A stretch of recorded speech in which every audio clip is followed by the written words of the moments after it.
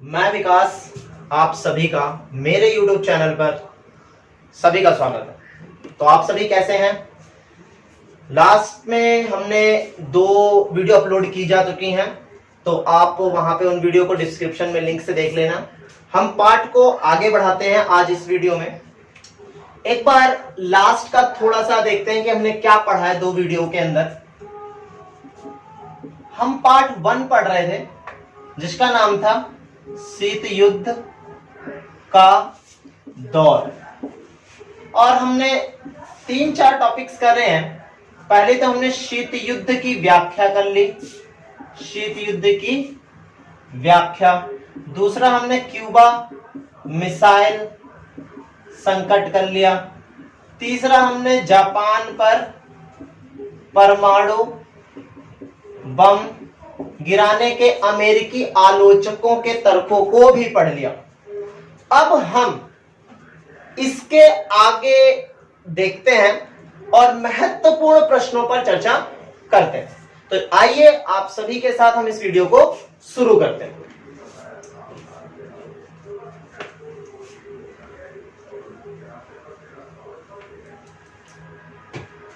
आज की कक्षा एक बहुत ही महत्वपूर्ण प्रश्न से शुरू होगी, और प्रश्न लिख ले सभी। दोबारा एक बार कह देता हूं, वीडियो देखते समय या क्लास लेते समय आप सभी अपनी नोटबुक्स अपने पास ही रखा करें।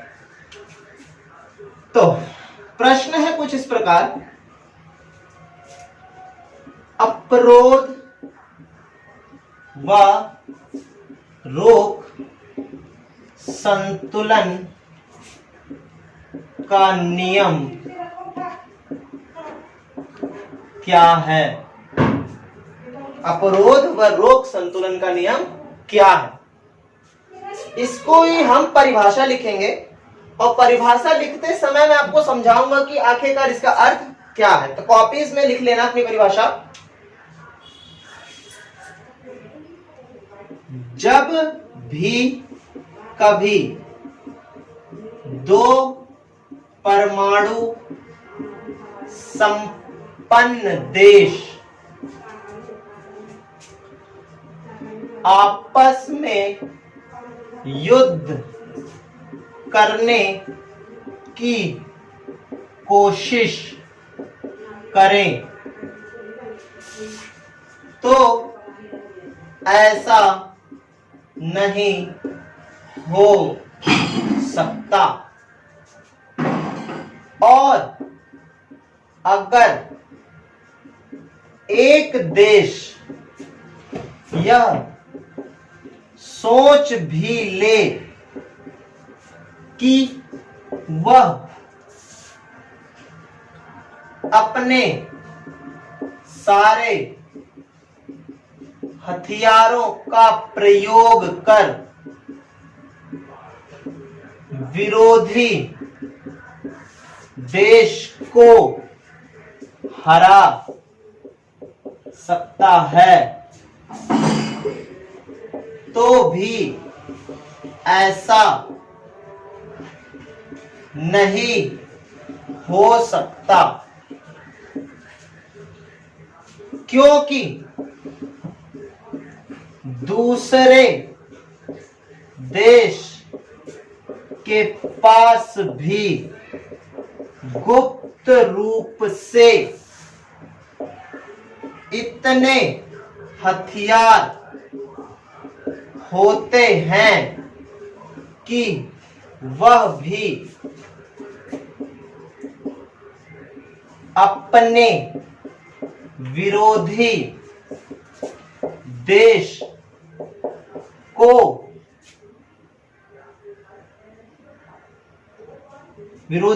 को असहनीय क्षति पहुंचा सकता है।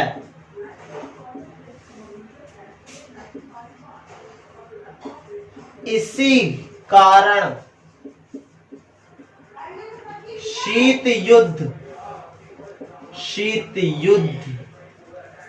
ही बना रहा इसे ही अपरोध व रोक संतुलन का नियम कहा जाता है। तो हमने इसकी परिभाषा लिख दी है। तो इसकी परिभाषा हमने लिख दी है, तो हम इसको समझने की कोशिश करते हैं कि परिभाषा का अर्थ क्या है। तो मैं आपको एक उदाहरण के माध्यम से समझाता हूं। पहले जैसे कि शीत युद्ध के अंदर दो राष्ट्र आपस में युद्ध लड़ रहे थे, और वो दो राष्ट्र कौन से थे? अमेरिका और सोवियत संघ। और दोनों के ही पास क्या था?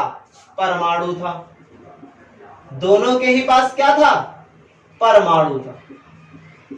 और दोनों के पास परमाणु होने के कारण ये दोनों देश क्या नहीं कर सकते थे? आपस में युद्ध नहीं कर सकते थे, क्योंकि दोनों ही देशों के पास क्या है? परमाणु। तो आप डेफिनेशन भी देख सकते हो, जब भी कभी दो परमाणु संपन्न देश आपस में युद्ध करने की कोशिश करें तो ऐसा हो ही नहीं सकता। तो अमेरिका और सोवियत संघ भले ही किसी दूसरे तरीके से लड़ाई लड़ सकते थे, परंतु कभी भी युद्ध नहीं लड़ सकते थे। आगे, अगर एक देश यह सोच भी ले कि वह अपने सारे हथियारों का प्रयोग कर विरोधी देश को हरा सकता है, अर्थात मान लो कि अमेरिका ये सोचने लग जाता शीत युद्ध में कि मैं अपने सारे हथियारों का प्रयोग करके अपने विरोधी राष्ट्र को हरा दूं, तो ऐसा भी नहीं हो सकता, क्योंकि विरोधी राष्ट्र के पास भी अर्थात सोवियत संघ के पास भी गुप्त रूप से, कैसे?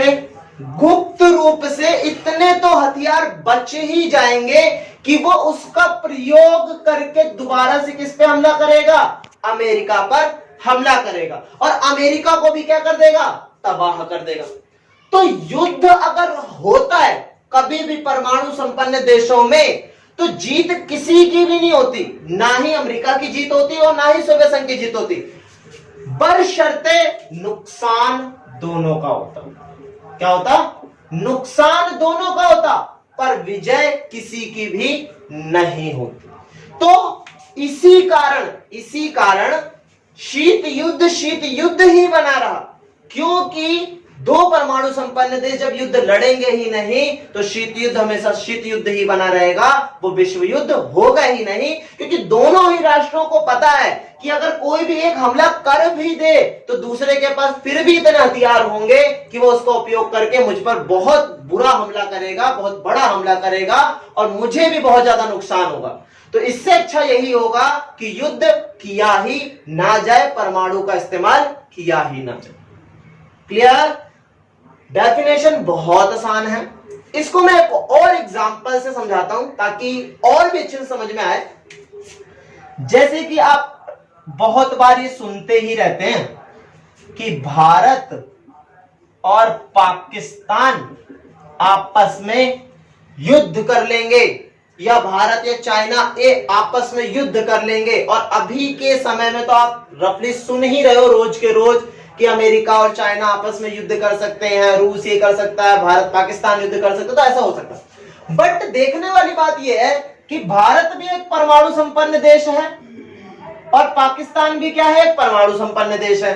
तो अगर आप इस परिभाषा को इसके साथ जोड़ोगे तो क्या होगा? दो राष्ट्र अगर परमाणु संपन्न होते हैं तो युद्ध तो होता ही नहीं, युद्ध होता ही नहीं। और अगर मान लो कि एक देश, हमने माना कि पाकिस्तान मान लो कि ये सोचने लग जाए कि मैं अपने सारे हथियारों का प्रयोग करके भारत को हरा दूंगा, तो ऐसा भी नहीं होगा, क्योंकि भारत के पास भी गुप्त रूप से इतने तो हथियार हैं ही कि वो उसका प्रयोग करके दोबारा पाकिस्तान के ऊपर हमला करेगा। तो ना तो भारत जीतेगा और ना ही पाकिस्तान, जबकि नुकसान दोनों का ही होगा। ऐसा क्यों होता है? क्योंकि अपरोध और रोक संतुलन का नियम यहां पर लगा होता है, तभी कभी भी परमाणु संपन्न देशों के मध्य कोई भी लड़ाई या कोई भी युद्ध नहीं होता। ये डेफिनेशन आपको समझ में आ गई होगी। इसका अर्थ आज के समय में भी जिंदा है और ये हमेशा ही रहेगा। तो आप इसको समझ सकते हो कि ये जो नियम है बहुत ही महत्वपूर्ण है और आज के संदर्भ में तो बहुत ही ज्यादा। अब हम इसके बाद अगले प्रश्न पर चर्चा करते हैं। अगले प्रश्न पर आते हैं। प्रश्न क्या? प्रश्न है 1 नंबर में है शीत युद्ध का सबसे मुख्य शीत युद्ध होने का सबसे महत्वपूर्ण कारण क्या था? मतलब सबसे महत्वपूर्ण ऐसा कौन सा कारण था जिसने शीत युद्ध में सबसे बड़ा रोल अदा किया? तो आंसर बहुत छोटा सा है, प्रश्न की स्थिति बहुत बड़ी है। आंसर है महाशक्ति बनने की होड़। सिर्फ छोटा सा आंसर है, महाशक्ति बनने की होड़। अर्थात एक तरफ अमेरिका और एक तरफ सोवियत संघ, दोनों ही राष्ट्र चाहते थे कि विश्व में सबसे अधिक शक्तिशाली हम हो, या तो सोवियत संघ होगा या तो अमेरिका होगा। और यही भावना ने एक कंपटीशन को जन्म दे दिया। कंपटीशन को क्या दे दिया? जन्म दे दिया। और इस कंपटीशन की भावना ने ही, महाशक्ति बनने की भावना ने ही किसको जन्म दिया? शीत युद्ध को जन्म दे। अगर ये दोनों महाशक्ति बनने की होड़ करते ही नहीं तो शीत युद्ध जैसी विश्व में कोई स्थिति आती ही नहीं। सिर्फ इनकी होड़ की वजह से, कंपटीशन की वजह से, ये भावना रखना कि विश्व पर हमारा कब्जा होगा, ये भावना रखना कि विश्व पर हमारा दबदबा होगा, इस भावना ने ही एक कंपटीशन को जन्म दिया, एक प्रतिद्वंदिता को जन्म दिया। और उसी प्रतिद्वंदिता को विश्व के सामने एक परिणाम के रूप में भुगतना पड़ा, जिसको शीत युद्ध का नाम दिया जाए। इसके बाद हम अगले प्रश्न पर बढ़ते हैं।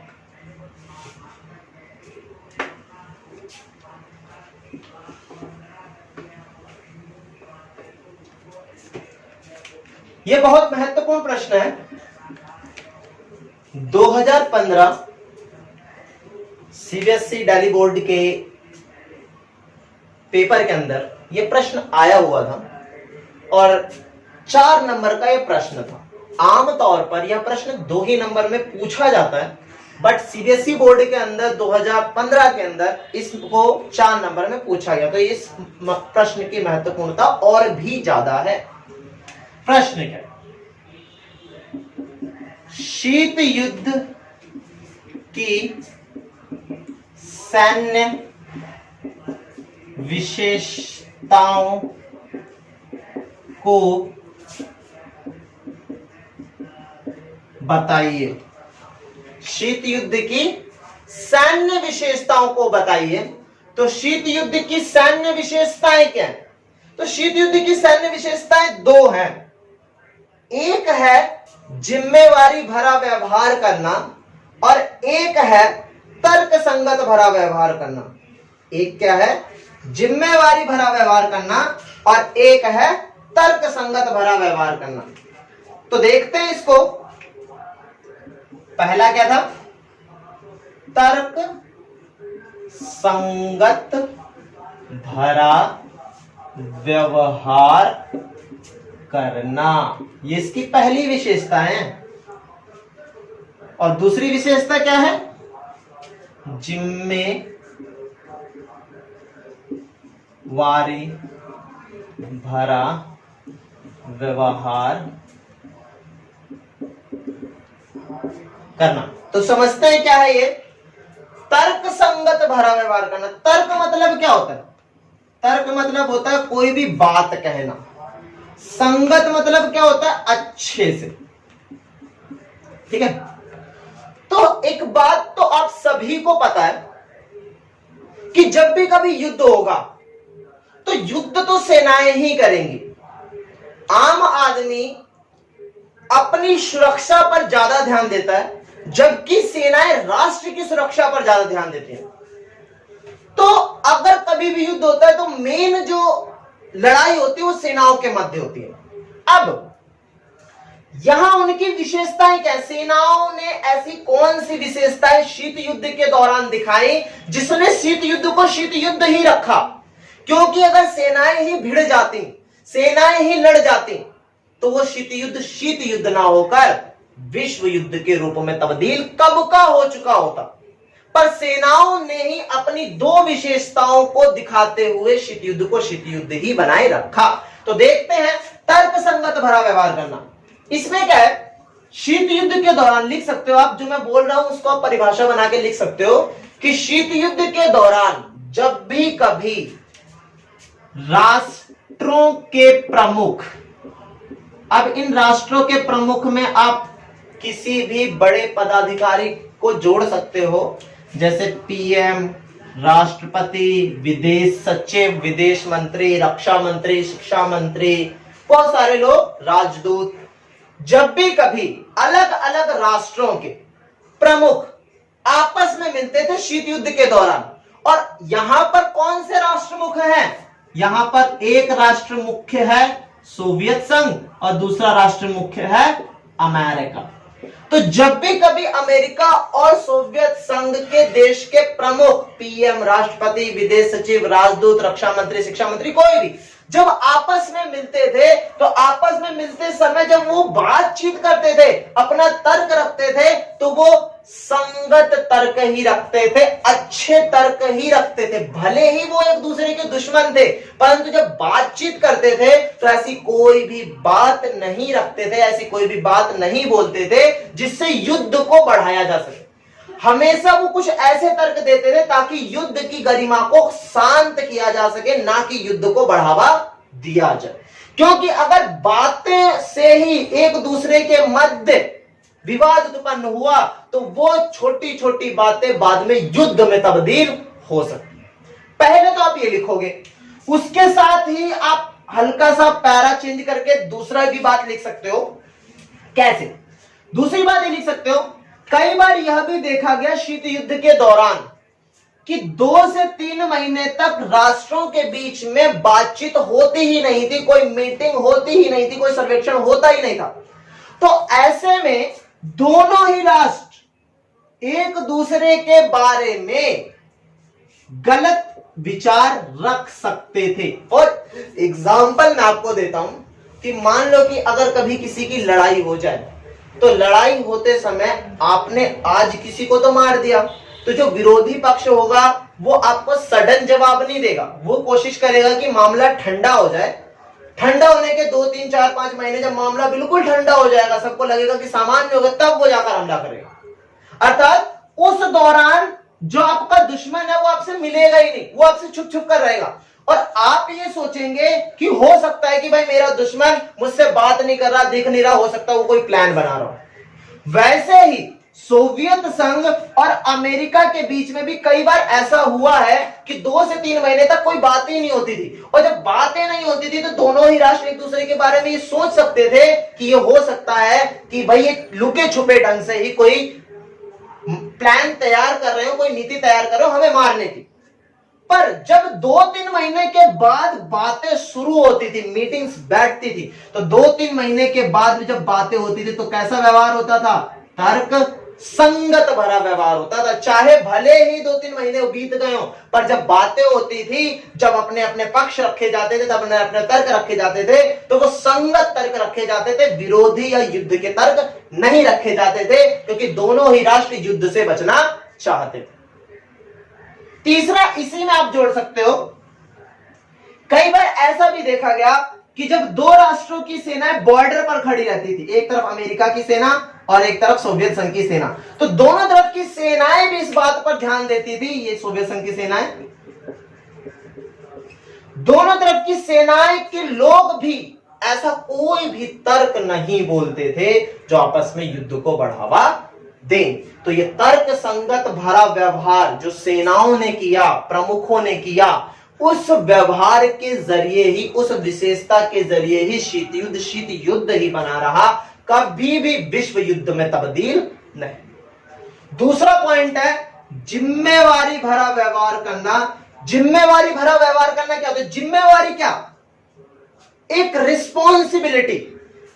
हम किसी भी राष्ट्र की मुख्य जो रिस्पॉन्सिबिलिटी होती है वो किसके हाथ में होती है?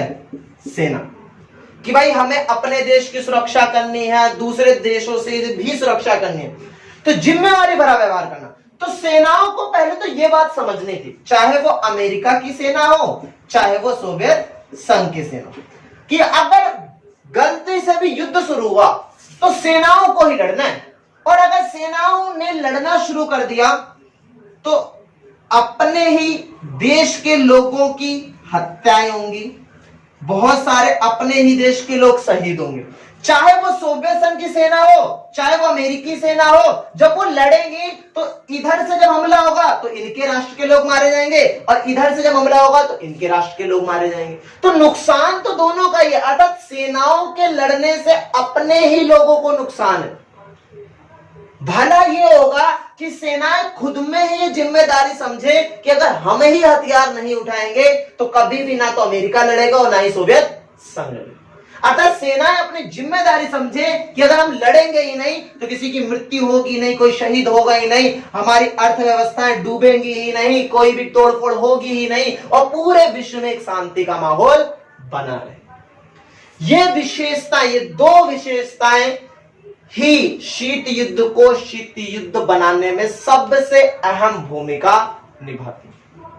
अब इसके बाद हम तीसरे प्रश्न पर जाते हैं, चौथे प्रश्न पर जाते हैं और देखते हैं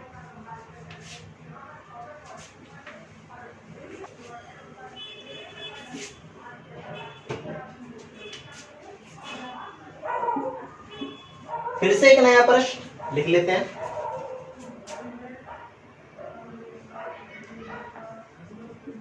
पूर्वी व पश्चिमी गठबंधन से आप क्या समझते हैं? ये बात मैंने आपको पहली जो वीडियो है उसमें भी समझाई हुई है, अगर आप उसको देखेंगे तो और भी बेटर तरीके से आपको समझ में आएगा। देखते हैं, मैं एक रफली चित्र बना रहा हूं, पूरे विश्व का एक मैप बना रहा हूं। ये हमारा अमेरिका है, ये हमारा साउथ अमेरिका है। इधर आप देखोगे तो काफी बड़ा यूरोप दिखेगा आपको, ठीक है, ऐसे करके यूरोप के देश है सारे, ठीक है। फिर यहाँ से एक बहुत बड़ा, आपको पता ही है, विश्व का सबसे बड़ा देश रशिया कनेक्ट है यूरोप से हल्का सा। फिर इसके नीचे कुछ देश हैं यहाँ पे छोटे छोटे, कजाकिस्तान, ये सब करके। फिर यहाँ पे एक बहुत बड़ा सा देश है, हमें पता ही है, हमारा पड़ोसी है चीन। फिर उसके बाद ये हमारा इंडिया। फिर इधर आप देखते हो ऑस्ट्रेलिया है, ठीक है। इधर आप देखते हो कि हमारा साउथ अफ्रीका है, ठीक है। अब ये हम अगर मान लें तो ये विश्व को प्रदर्शित किया गया। हुआ क्या? जब शीत युद्ध की शुरुआत हुई, शीत युद्ध की शुरुआत कब हुई थी? 1945। जब शीत युद्ध की शुरुआत हुई तो एक तरफ अमेरिका और एक तरफ सोवियत संघ, ये दोनों ही इस बात की कोशिश करने लग गए कि विश्व में जितने भी देश हैं उन सारे देशों में अधिकतर देश हमारे पास हो। सोवियत संघ इस तरफ से कोशिश करने लग गया कि हम कब्जा कर लें, अमेरिका इस तरफ से कोशिश करने लगे कि हम कब्जा कर लें। और मेन जो बंटवारा हुआ वो कहां पर हुआ? यूरोप में। ये जो हिस्सा दिख रहा है ना आपको, ये पूरा ये हिस्सा है, ये हिस्सा पूरा यूरोप का। मेन जो बंटवारा हुआ कहां पर हुआ? यूरोप। यूरोप में जो बंटवारा हुआ मेन, वो कहां पर हुआ? जर्मनी में हुआ, ठीक है। तो आप अगर देखोगे तो ये यूरोप बट जाता है ऐसे करके। ये दिशा कौन सी होती है? ये दिशा होती है पूर्वी। दिशा कौन सी होती है? पश्चिमी। तो अगर आप इन दिशाओं को समझे तो इधर से आप किसको जोड़ के देखोगे, अमेरिका को, और इधर से आप किसको जोड़ के देखोगे, सोवियत संघ। तो यूरोप के पूर्वी भाग में जितने भी देश आए, अधिकतर देश, यूरोप के पूर्वी भाग में जितने भी अधिकतर देश आए वो किसके साथ जुड़ गए, सोवियत संघ के साथ जुड़ गए।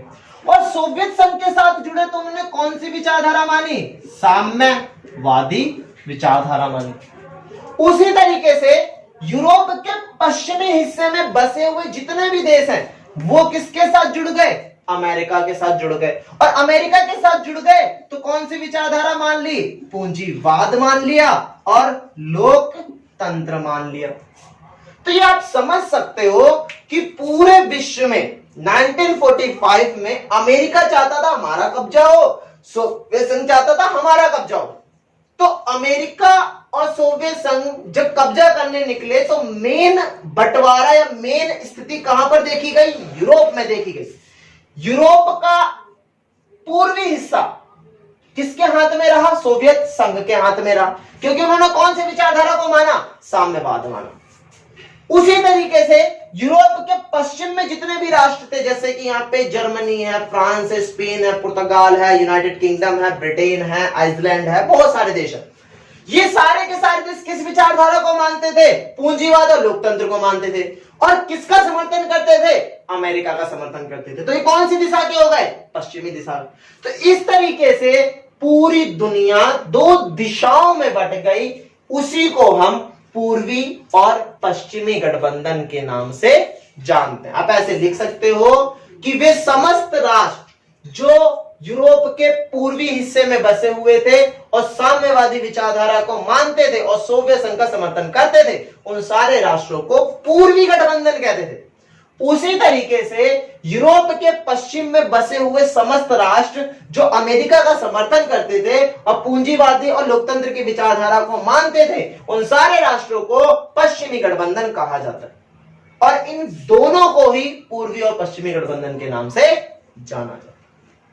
काफी आसान था, टफ नहीं था। इसके बाद हम एक और भी महत्वपूर्ण प्रश्न पर चर्चा करेंगे। देखते हैं, हम एक नए प्रश्न पर चर्चा कर रहे थे। प्रश्न क्या था, प्रश्न लिख लेना।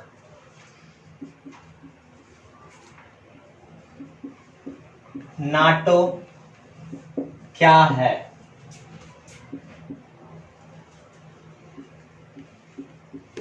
इसके कार्य,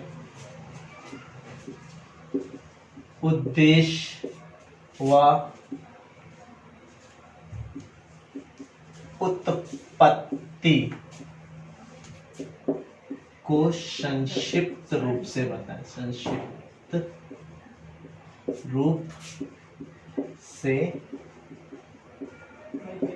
बताएं। आज इस बात का ध्यान रखना कि थोड़ी सी डीप स्टडी है ये। अगर आपने क्यूबा मिसाइल संकट वाला पार्ट 1, जो हमारा पार्ट 1 है, वो अगर देखा होगा तो उसमें क्यूबा मिसाइल संकट तो हमने समझाया है, पर उसके अंदर कुछ डीप जानकारी जो आपको समझने में और भी ज्यादा मदद करेगी। तो उसी तरीके से हम नाटो को भी समझेंगे कि नाटो के अंदर ऐसा क्या है। मेन प्रश्न जो आपको यहां समझना है कि आखिरकार इसे बनाया ही क्यों गया, ऐसा क्या हो गया कि हमें इसे बनाने की जरूरत, अर्थात इसको किसने बनाया, क्यों बनाया, ऐसा क्या हो गया वर्ल्ड के अंदर। तो समझते हैं। पहले 2-3 साधारण सी बात समझते हैं। 2-3 साधारण सी बातों में क्या, नाटो का पूर्ण अर्थ क्या है। इसको अगर इंग्लिश में लिखोगे तो ऐसे होता है, NATO, North Atlantic Treaty Organization. Hindi में भी आप लिख सकते हो उत्तर अटलांटिक संधि संगठन। इसकी स्थापना कब हुई, 4 अप्रैल 1949। इसका मुख्यालय कहाँ है? तो इसका मुख्यालय नाटो में काफी सारे देश हैं, तो उन सारे देशों में से एक देश का नाम है बेल्जियम। इसकी राजधानी है ब्रुसेल्स। राजधानी क्या है?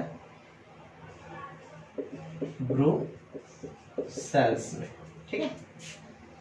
इसमें सदस्य कितने हैं? तो इसमें सदस्य हैं 30। ठीक है। और लास्ट मेंबर कौन है? जो अभी जुड़ा है, रिसेंट जुड़ा है, बिल्कुल लॉकडाउन के अंदर ही।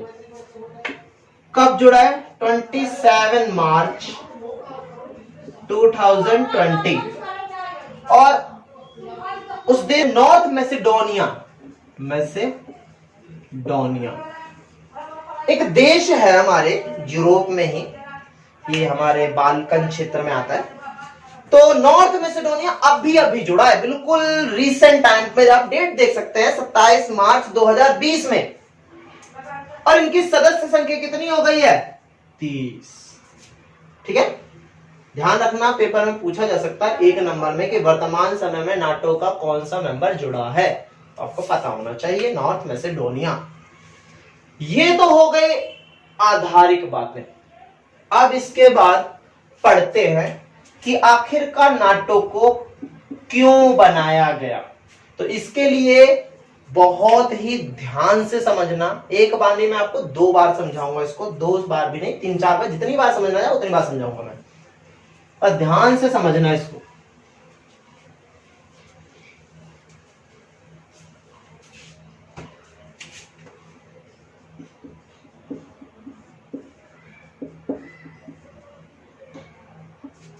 क्यों नाटो? क्यों ऐसा क्या हुआ कि हमें नाटो की जरूरत पड़ी? अर्थात हमें नहीं, अमेरिका को जरूरत पड़ी। तो फिर से वही हम एक रफली मैप बना देते हैं। इधर आपको पता ही है मेन क्या है, यूरोप।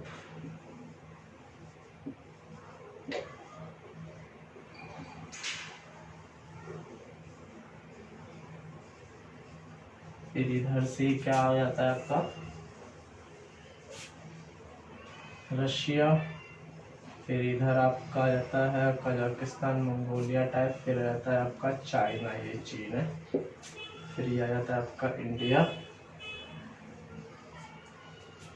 फिर ये आता है आपका ऑस्ट्रेलिया। फिर ये आ जाता है आपका अफ्रीका। अब समझने की कोशिश कर रहे हैं यहाँ पे।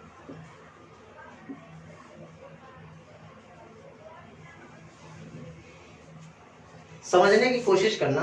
मेन आपको जो समझना है वो यूरोप में समझना है। ये सब चीजें जरूरी नहीं है, मतलब ये अभी मैप में कोई जरूरी नहीं है। मेन आपको कहां समझना है? यूरोप में। तो मैं सिर्फ यूरोप के अंदर आपको समझाने की कोशिश करूंगा।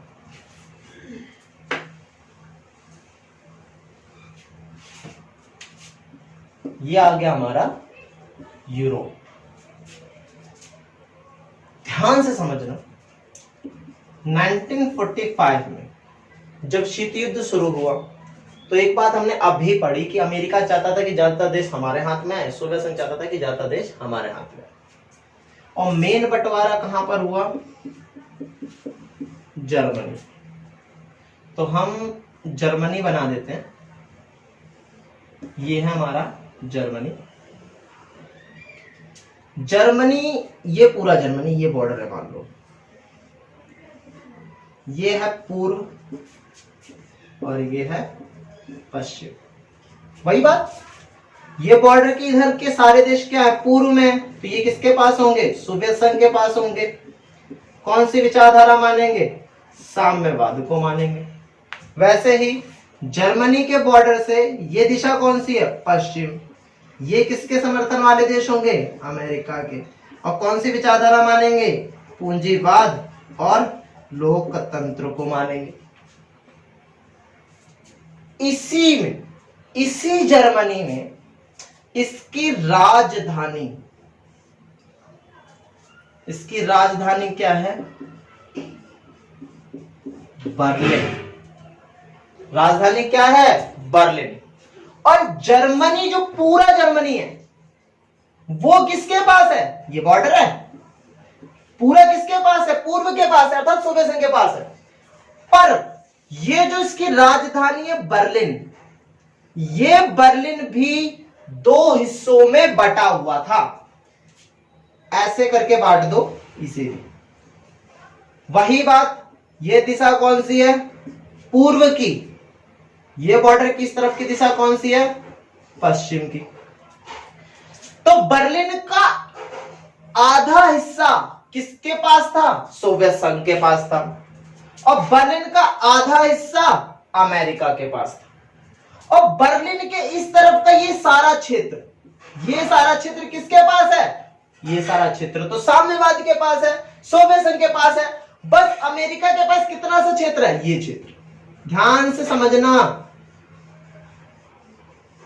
अमेरिका के पास कितना क्षेत्र है जर्मनी का? सिर्फ ये पश्चिमी जर्मनी का हिस्सा। और बाकी जो पूरा जर्मनी है वो किसके पास है? सोवियत संघ के पास है। अब एक प्रश्न उठता है, यहां पे मैं दोबारा से बना देता हूं। एक प्रश्न उठता है कि अगर ये जो बर्लिन है, इसका पश्चिम का हिस्सा, ये हिस्सा अमेरिका के पास है और ये सारा हिस्सा सोवियत संघ के पास है, ये सारा हिस्सा सोवियत संघ के पास है, तो अमेरिका इसकी सहायता करता कैसे? क्योंकि चारों तरफ से तो सोवियत संघ ने घेर रखा है। तो यहां पे एक रोड हुआ करती थी, ये ऐसे एक रोड हुआ करती थी, ये ऐसे एक रोड हुआ करती थी। और अमेरिका इसी रोड की सहायता से क्या करता था? इसको सहायता पहुंचाता था, ताकि यहां के लोग किससे जुड़े रहे? अमेरिका से जुड़े रहे। क्योंकि अमेरिका नहीं चाहता था कि हमारे हाथ में जो ये छोटा सा क्षेत्र है वो भी चला जाए, क्योंकि अगर ये चला गया तो पूरे जर्मनी पर किसका कब्जा हो जाएगा? पूरे के पूरे जर्मनी पर सोवियत संघ का कब्जा हो जाएगा। तो अमेरिका इसको सहायता पहुंचाता रहता था। उसी समय सोवियत संघ ने सोचा कि भाई पूरा का पूरा जर्मनी हमारे हाथ में है, पूर्वी बर्लिन भी हमारे हाथ में है, तो क्यों ना, जब चारों तरफ से हमने पश्चिमी बर्लिन को घेर रखा है, तो क्यों ना हम इस पर भी कब्जा कर लें। तो उन्होंने सोचा कि जो सहायता रोड के थ्रू पश्चिमी बर्लिन के लोगों को मिल रही है, उस रोड को ही ब्लॉक कर दिया जाए। रोड को क्या कर दिया जाए? ब्लॉक कर दिया। अगर रोड ब्लॉक हो जाएगी तो यहां से कोई सहायता पहुंचेगी नहीं, और सहायता पहुंचेगी नहीं तो पश्चिमी बर्लिन के लोग क्या हो जाएंगे? मजबूर हो जाएंगे। और किसके पास जाना पड़ेगा उनको? सोवियत संघ के पास जाना पड़ेगा, क्योंकि चारों तरफ से किसने घेर रखा है? सोवियत संघ ने घेरा। इसको कहते हैं बर्लिन की नाकेबंदी। बर्लिन की नाकेबंदी मतलब बर्लिन को, और कौन से बर्लिन को? पश्चिमी बर्लिन को क्या कर देना है? नाकेबंद कर देना, मतलब ब्लॉक कर देना। क्यों? ताकि इसको सहायता ना मिले और ये मजबूर होकर सोवियत संघ में शामिल हो जाए। जब ऐसा किया गया तो ये कब किया गया? 1949 में किया गया। 1949 में किया गया। तो अमेरिका ने सॉरी यहां ये 1948 है, 1948 में किया गया। 1948 के अंदर जब ये किया गया तो अमेरिका ने कोशिश की कि हम कैसे इस क्षेत्र को बचाएं, हम क्या करें कि हम इस क्षेत्र को बचा पाए। तो अमेरिका ने अपने हवाई जहाज, कौन सा?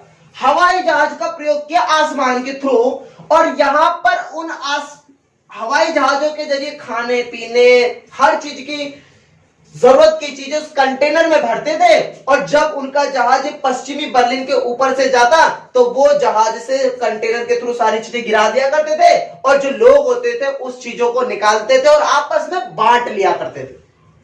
और इससे जो समस्या पश्चिमी बर्लिन के लोगों को हो सकती थी वो नहीं हुई। और ये कब तक चलता रहा? लगभग 1 साल तक चलता रहा ऐसा काम। तो सोवियत संघ भी समझ गया कि हमने जो रोड ब्लॉक की उसका कोई फायदा ही नहीं है, क्योंकि पश्चिमी बर्लिन के लोगों को तो सब कुछ मिल ही रहा है। जब सब कुछ मिल ही रहा है तो वो तो मजबूर है ही नहीं, वो तो आएंगे ही नहीं। तो सोवियत संघ ने बर्लिन को जो ब्लॉक किया था उसको खोल दिया। खोल देने के बाद कहानी यहां से शुरू होती है। जब बर्लिन ब्लॉकेड खोल दिया गया और पहले की ही तरह सब कुछ हो गया, तो इस चीज का सबक अमेरिका ने सीखा। सबक कैसे सीखा समझने की कोशिश करना। आप इस बात को देखो कि ये जर्मनी का बॉर्डर है, इस तरफ के सारे देश कौन से? पश्चिम के हैं। तो यहां पे आपको फ्रांस मिलेगा, स्पेन मिलेगा, पुर्तगाल मिलेगा और भी बहुत सारे देश मिलेंगे। ऊपर आपको ब्रिटेन भी मिलेगा।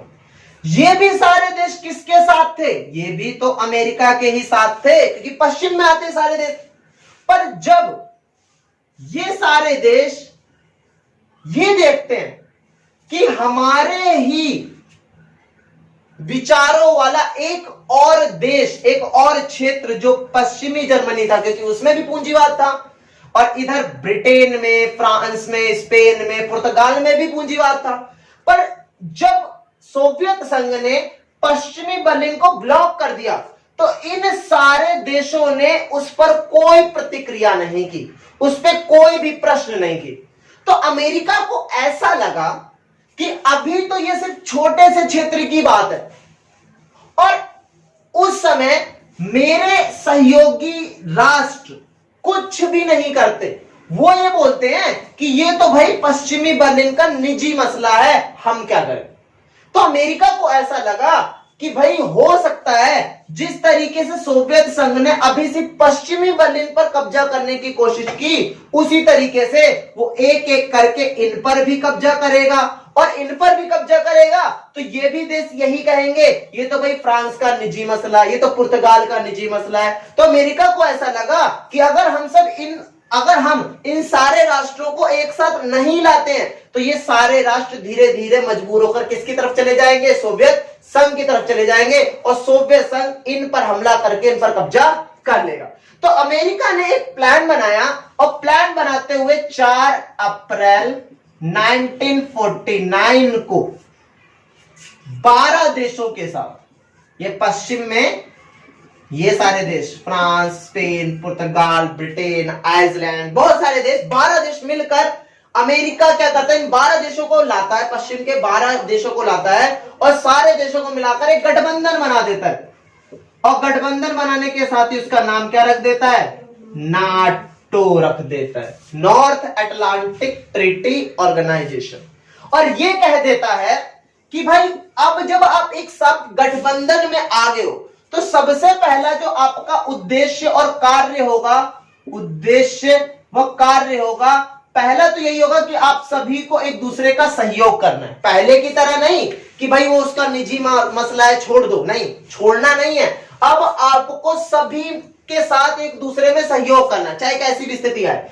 दूसरा ये कह दिया गया कि अगर मान लो कि सोवियत संघ या सोवियत संघ का कोई देश पश्चिम के अंदर या नाटो में किसी एक देश पर भी हमला करे, मतलब सोवियत संघ नाटो के जितने भी मेंबर हैं उन मेंबरों में से किसी एक पर भी हमला करता है सोवियत संघ, तो वो हमला सिर्फ एक राष्ट्र पे नहीं होगा, वो हमला 12 के 12 देशों पर माना जाएगा।